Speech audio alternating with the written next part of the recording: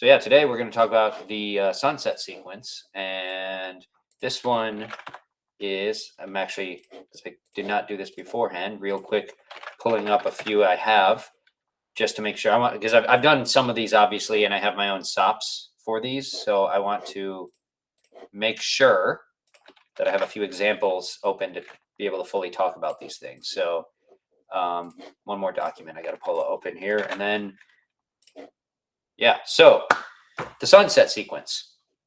So the sunset sequence is a shorter email sequence that basically helps keep your list clean. It helps clean people off who are not engaging. So it's not super long.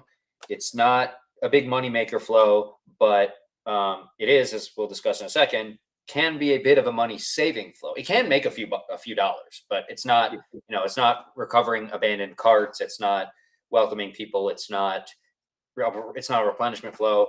So, but there are opportunities to have selling in it. So, like I said, yeah, people who have been unengaged for a long time, so haven't opened, clicked, bought anything. You don't want to just do open or click because as you know, open rates aren't always reliable. Click rates these days can be some unreliable depending on the context. So that's why they haven't opened, they haven't clicked, they haven't replied, they haven't bought anything. Usually that's what you count as unengaged, because if they're not responding to your emails but they're buying, there's a chance that, as we've covered before, either they just don't want to open your emails or they're not getting them for some reason, and it looks like they're unengaged, but they're actually not unengaged, they're just not getting them. So what the sunset sequence does is give them a couple of a last chance. It's like a couple of last chances because it's at least a couple emails, but yeah, the point is to give them the last chance to engage and to edit their email recipient preferences. Like, do they want to unsubscribe? Do they want to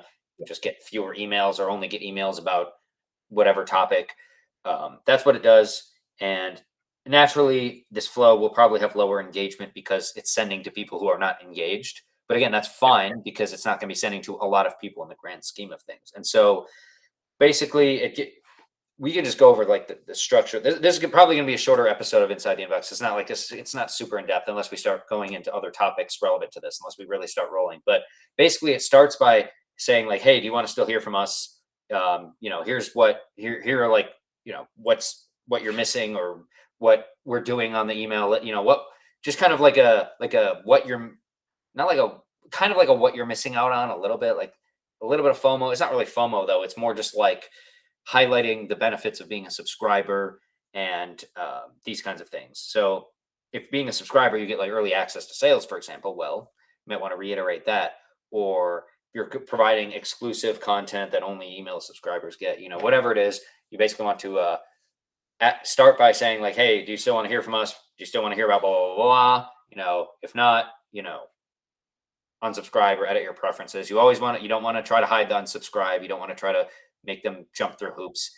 Making the unsubscribe easy. You don't want to unless you're brand voice, you don't necessarily have to throw it in their face constantly, but just be if you want to unsubscribe, scroll to the bottom, click the unsubscribe link. Try to make it easy for them to find that, because paradoxically, sometimes that leads to fewer unsubscribes because people don't get pissed off thinking that you're trying to,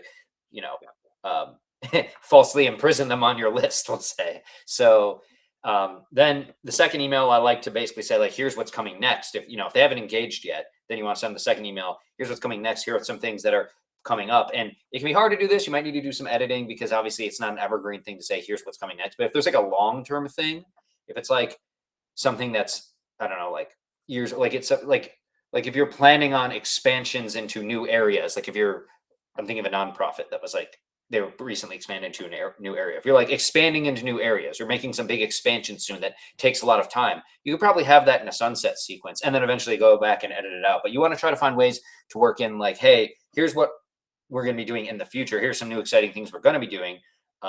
Stick around on, update your preferences or click here to let us know you still want to get our emails, those kinds of things. And the third email, some people don't go with 3 emails, but the third email is just hey, one last chance, before goodbye, stay subscribed or opt out. And if they don't answer to any of those, then you would auto suppress them. You'd want a Klaviyo. It's a profile property update. It'll be update profile property suppressed or whatever. So once they're suppressed, so in Klaviyo, once they're suppressed, I believe they no longer count towards like your billing. They're in the system, in the Klaviyo database for the sake of you having that information, that data, just in case. But they're excluded from being counted as like a subscriber to your list, right? That's how it works. And so one benefit then of the sunset sequence, well, there's a few benefits for this, obviously. Obviously, for one, the more like if you have people who aren't engaging, and somehow they should, obviously you want them like maybe in your unengaged list, but there's chances that there's like people who aren't engaging who get mailed sometimes. Like if you send like a blast to everybody, like if it's an announcement for a promo, well, you want those people cleaned off the list, so metrics are better. You're sending to as many, you're trying to make sure you're only sending to people who are obviously interested, right? So that's one. And then the other following on from that is that you obviously pay for subscribers. And you do also pay for sends, I believe. I don't know what Klaviyo works with email and whatnot, but like SMS and stuff like that, especially if you have a bunch of people who are unengaged, you are, like Klaviyo has like every some number of thousands of subscribers, it's like goes up a tier, right? Like others might just make you pay for subscribe. I don't know exactly how that works, but like if you keep your list clean, you prevent yourself from going up tiers in like your email service provider's plan, and you potentially drop down tiers. So you could stop from accidentally spending more money, or you could even save some money by just having a sunset sequence, keeping your list clean. I don't think a sunset sequence alone would do it. Obviously, like manual list cleaning and other things, but having the sunset sequence running is still helping to automatically clean off some non-engaged people. So it also, it does them a service. It does the customer service. So if they're not interested, but they, their inbox is blowing up with their emails that they're not reading, and you remove them from the list, that's a tiny little favor that you're actually doing them. So one last thing is that you can sell in these. I've done flows before where it's like you're just selling something, or maybe you're offering some sort of incentive, and then someone comes back and buys. So you can, so you can sell it, and you can make it just 2 emails, like the still want to hear from us and then the last chance. But if you want, you can do 3 emails. It's just you gotta balance the, you gotta make sure the deliverability and those kinds of things are balanced with the attempting to win people back. So I know Pete, you're much more well versed than me, I think, in the realm of the deliverability stuff. So do you have anything to say here? Like, for example, we've gone over before that just because someone is not engaging with your emails, just because they're not opening or whatever, does not automatically mean they're ignoring you or they're a freebie seeker. They're, it could be that like legit, they like got on your list and then never, for some reason, like all your emails are going to the wrong place and they're never seeing them. And, you've had that before where someone was like, why haven't you been mailing me or whatever? It's like, I've been mailing every day. What do you mean? Like, so you do have to be careful of that, obviously, but that's separate but related thing. But you want to make sure that people, when they get on, all the deliverability stuff is handled so that they're getting your emails right away. So that also makes a sunset sequence work more efficiently or work more effectively. You're not accidentally cleaning off potentially good customers. So anyways, I asked you a question and then kept going. So do you have anything on the sunset sequence and what it does and whatnot? Okay, so I don't refer them to sunset sequences. I just call it re-engagement. And I do it in one of 2 ways. In the beginning, what I used to do was always ask for a reply, and because I'm sending daily emails with most of the list that I've written for, or even including the one that I had, the daily emails almost act like the re-engagement sequence or sunset sequence in itself. So if I'm not getting the attention of those people with the daily emails, the likeliness of sending a normal style re-engagement or sunset sequence, I didn't see the point of, because I did try those for a while and I found that the outcome of it was low. So I would look for every 100 people that I sent the re-engagement sequence to, maybe 5 people replied, if I'm lucky, usually 1 or 2. And sometimes it was like literally people saying, I've been getting your emails and reading them. Why are you sending me this? So that was another thing where I started to realize in the beginning of my list of, okay, I can't really trust open rates or even clicks, because just because somebody's not clicking your emails doesn't necessarily mean that they're not reading your emails either. I was like, I need to come up with a better way to do this. So for one thing, when I was using re-engagement emails, engagement sequences, I would say I was doing it more satirical like. So I'm like, I'm not getting their attention with my daily emails. I'm gonna have to write something either in your face or kind of raunchy. So the subject lines were literally like, "Do you hate me?" Question mark. Right. So it was like something that's short and like all uppercase question mark, right? Something that's going to get their attention. Or even like one of the emails was, "Should I call 911? I think you're dead." Like shit like that, right? Because like if they've been reading my emails or been on my list long enough, they know a lot of the shit I say is like jokingly or very sarcastic, right? So it was like that, and some people got a pretty good laugh out of it, but it wasn't really doing much for me in that sense. So what I started doing instead was um writing my re-engagement sequence, not necessarily as a re-engagement sequence or sunset sequence, but just a separate sequence on its own with triggers on it designed so that if people clicked on a link, it would then put them back into my broadcast segment. So without getting into the weeds of like how to set it up in your ESP, essentially all I did was write something like something I usually did anytime I came up with a new lead magnet on to start generating new leads to join my list was I would always do some kind of an announcement email on my list to like my main broadcast segment, because the way I looked at it was I just created a new lead magnet that I know people would like.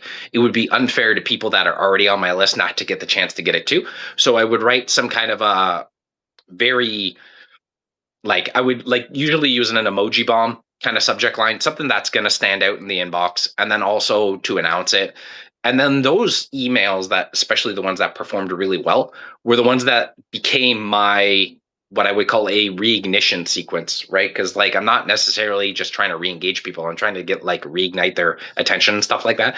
So then what I would do is set up a series of tags if anybody clicked the link. So anybody who hadn't opened an email in over 30 days or clicked a link in 100 days, because the way I calculated it was if my email average click rate is about 1%, let's say this is just round numbers, then for every 100 emails somebody reads, they're going to click at least one of them, right? So the way I looked at it was for every 100 days, if somebody hasn't clicked a link or opened an email, the likeliness of them actually legitimately being a dead lead on my list is rather high. So then I would send them through this, what I would call a reignition sequence, where it would be the whole point of it was like a click driver, where the whole point was just to get them to click on it.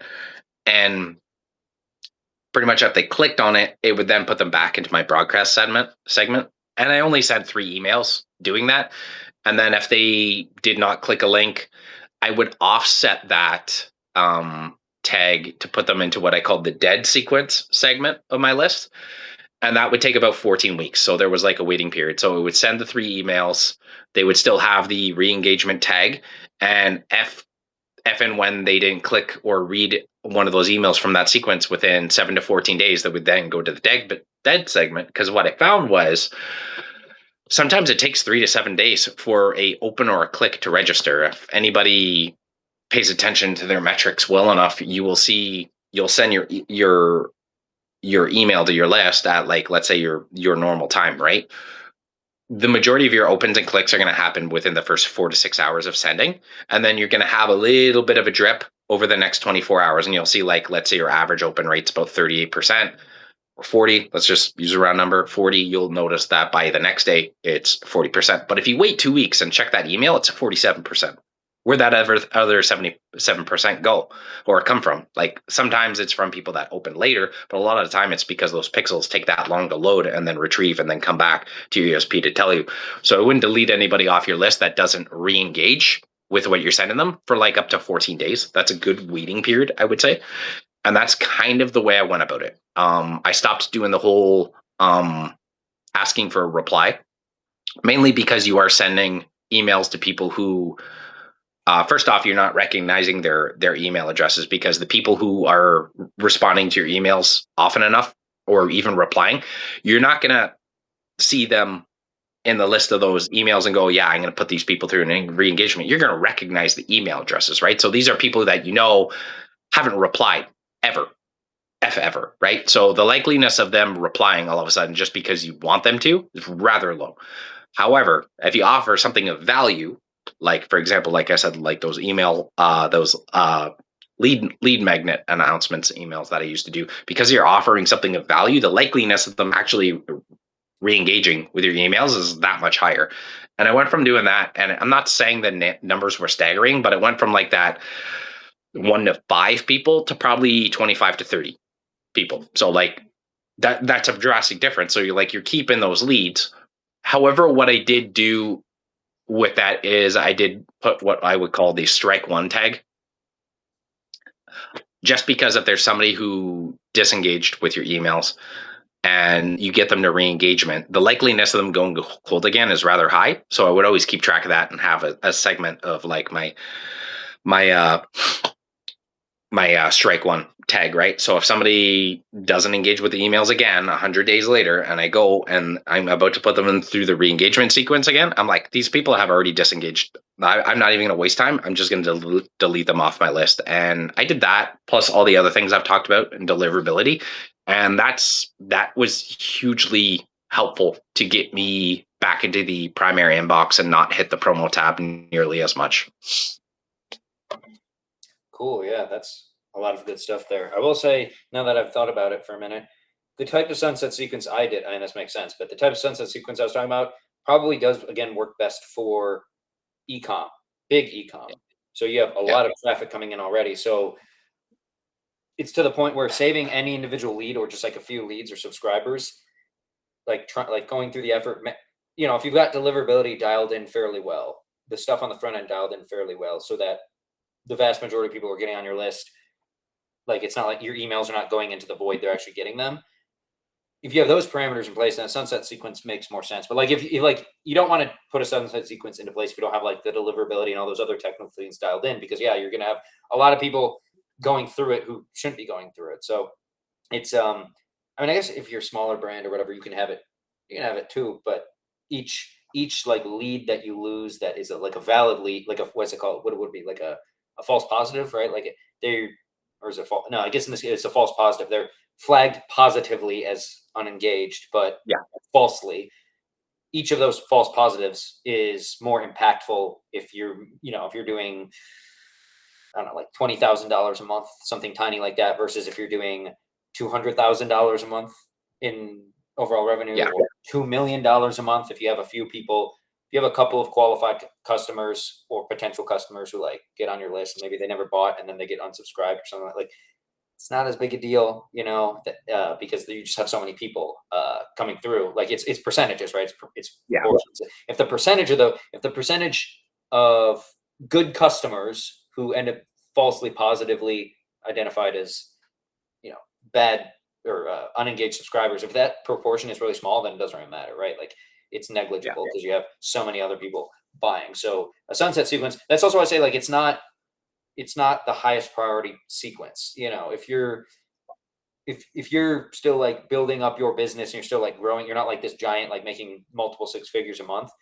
then that kind of thing is not, it doesn't take that. It's not hard to build, but it's like, you don't really need one too much yet. If you need to clean your list, you can just do that every so often as you're growing, and you want to focus more on like, the fundamentals. So you want to build the flows that actually make you lots of money, and you'd want to be, mailing your list and driving traffic to your front end offer, getting people to buy, and then mailing them on the back end, and having the email flows to cover those, those automated bases as well.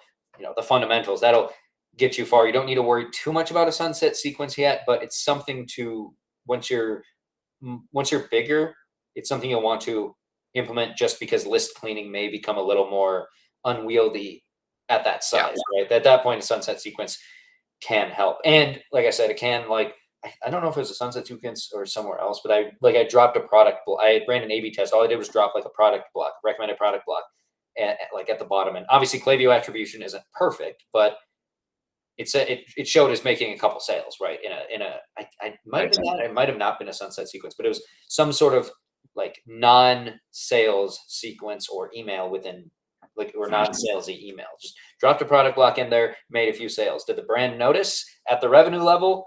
How much money they make, their size, maybe not a lot, but sales are sales. If you can drop a product block in there, make conversions or get conversions in a sunset sequence, then I mean, then not much downside to that. But it's not going to be a big money maker. It's just going to be it's a hygiene, like a list hygiene thing to have that on there. But like I said, it's not super important until you're much larger and you've built out all the flows. Everything else you have is like dialed in and put into place. And then you can, just like with some other more niche sequences, then you can go, okay, like, would this help us? Would this help us remove? Do we have our deliverability dialed in to where we're not having a bunch of good people get unsubscribed? And would this help us, kind of at least partially keep the list cleaner so that we don't have to do as much list cleaning on in a manual sense? So there's not much else to it, I don't think. I mean, I have, like I said, like the sunset sequence examples I have are like very, like it's 2 to 3 emails, and it's just like, hey, like, you still want to get emails from us? Like, here's what you get, and one last chance, like that kind of thing. Like this one right here I have in front of me only has 2 emails, and it's just it has a featured product block in there. So like, not just dropped at the bottom, but like, if you haven't visited the site in a while, here's like the products that we have or whatever. So not going to make a lot of money, but we put it in there because you can. So yeah. That's go ahead. Yeah. The only thing I'll add is, do your re-engagement segment in batches. Like, let's say you have like a couple thousand people in your list that you've identified as being low engagement, to blast the same email on the same day at the same time to over 1,000 subscribers who will not open or engage with that email is a good way to tank your sender score almost immediately. So I would do small batches of it, like one day send to 50 of them, let them go through the sequence, and then send to like another 50. It depends on the size of your list, but you got to also take into account that that's how email deliverability works. Is like, if you have a single email that Google's able to identify that went to thousands of people and nobody engaged with it, that's spammy like behavior too, right? So they're not going to treat that email well, and nor will they keep it nor will they prioritize it in the future either. So that's just something to keep in mind too. Yeah, we did not the exact same, not a re-engagement thing. It was a cancel customer win back, but that brand I always talk about that was trying to win back cancel customers. They had like hundreds of thousands of them. For some reason, we didn't send in, like we sent to like a massive, I don't even know if we sent to the whole list or a massive chunk of them at first, and the stats were just like terrible. Like, because I mean, exactly, cancel customers, so they're not off because they're unengaged with the emails. They're off because they cancel. Some of them may still read the emails. At hundreds of thousands, statistically speaking, there's probably going to be a couple thousand that, or even just a couple hundred that want to read emails. But I mean, many of them, it's not causation. It's not we unsubscribe them because they're unengaged. We unsubscribe them because they're no longer buying. But that correlates fairly strongly with being unengaged. So yeah, if you're going to do something like that, you want to do it in batches, and you want to make sure it's a little bit at a time over time, and maybe you make sure you have other sends happening to other. You're not just like stopping all your a good segment.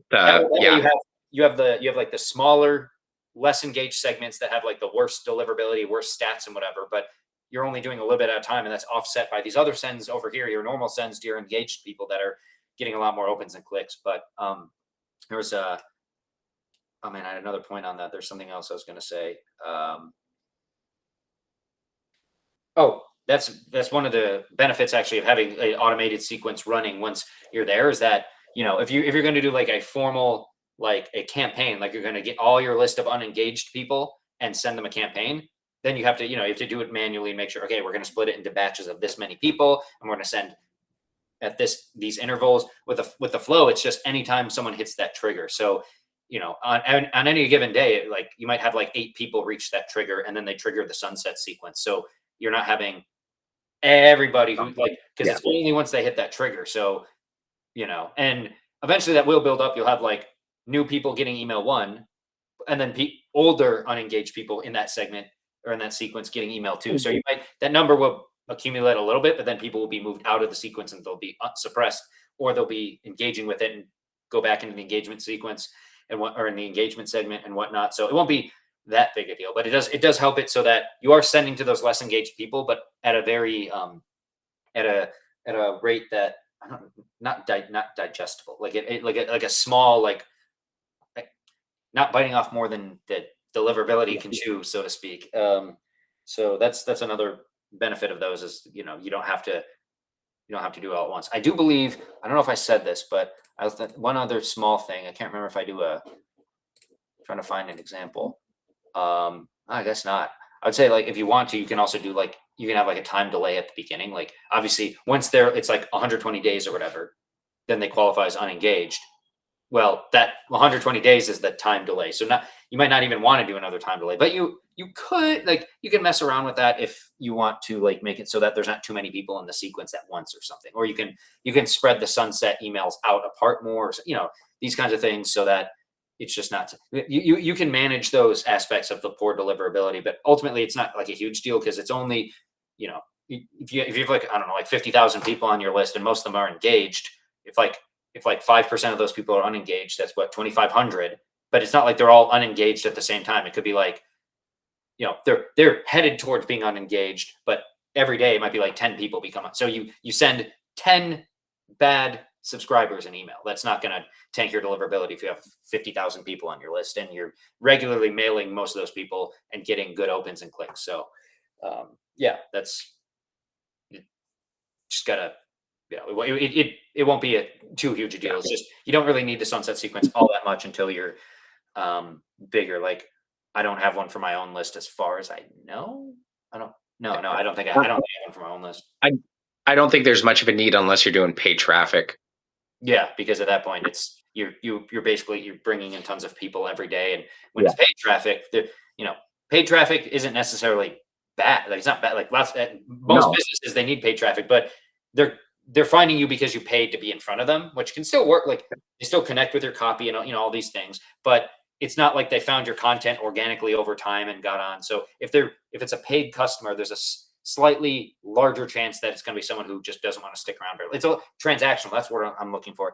When you're paying for customers, the relationship inherently could be a little more transactional than if they found a blog post of yours and then read 4 more blog posts and then got your lead magnet because it sounded cool, and now they're on your list, right? Like, that's a little less transactional. It's not a huge difference, but you're right. It's a little more transactional, and it's just, you're going to have a lot more people. If you're paying for ads, you will inherently have as much traffic as you buy, even if who knows how many of those convert. Whereas with organic, it's a little more out. It's a little less in your control for, like, how much traffic you're getting, right? You can't just, like, spend more money and get more eyeballs on it, right? You can, but then it's a promoted post or whatever, right? So, like you said, if you have lots of traffic coming through, because then you need something automated to handle, removing the people who were just passing through, basically.